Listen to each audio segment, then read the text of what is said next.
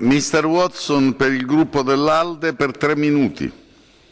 President, today we debate the Commission's priorities for 2007, but tomorrow our heads of state and government must find the means, the guts and the grit to make these priorities a reality.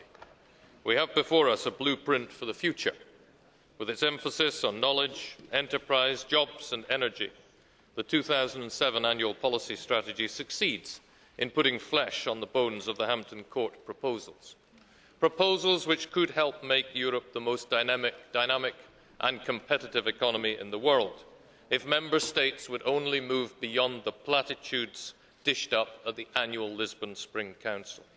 I've seen the draft Council conclusions. Fine words from such faint hearts. Europe deserves better. It deserves the shared responsibility of which Mr. Barroso spoke. That's why Liberals and Democrats welcome the ambition displayed by the European Commission.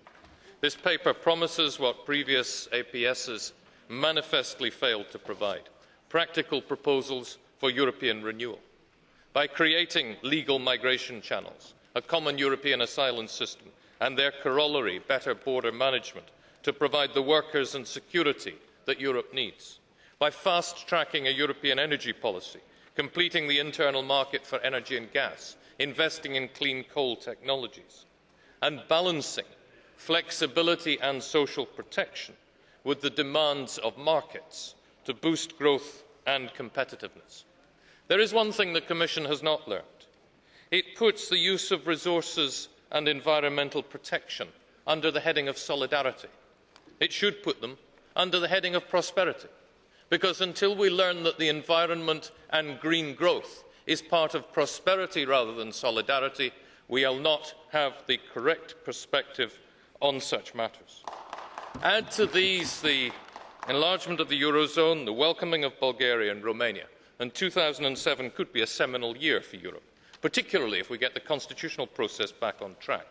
But success hinges on a factor that has been absent up to now and cannot be replaced by any number of Commission proposals: national ownership of necessary reforms by Member States. Who will trust leadership which says one thing and does another, which agrees policies but then backtracks, disrupts, weakens their implementation?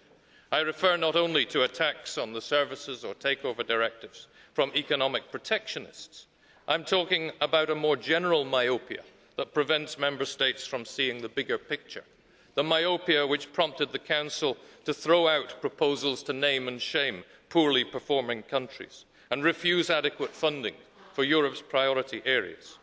It's also one reason why the ambitions of last year's annual policy strategy to make progress on Doha, on Lisbon goals, on the Constitution came famously unstuck.